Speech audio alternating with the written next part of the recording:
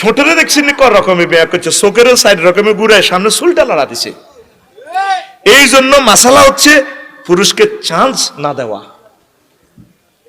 ওর কথা কয় না, আমরা দেখলে মাইয়ারা সালাম দেয়। আমি 12 টাকার মন কষ্ট নেই, আচ্ছা এই হুজুর আপনার ওয়াজ শুনি, সালাম আলাইকুম। কি দরকার তুমি আসসালামু আলাইকুম কইবে?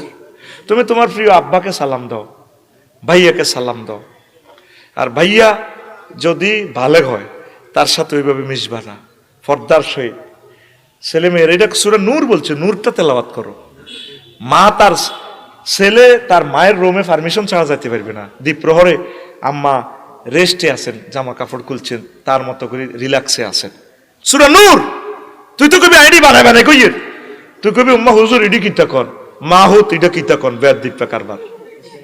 ফ্রি সেক্সে আমেরিকা তো মায় ছেলে করতে আছে, নাউজুবিল্লাহ। এই পর্দাটাই হচ্ছে আসল ইমাম। এই জন্য তারা চাচ্ছে আমাদের পর্দাটা শেষ করার জন্য।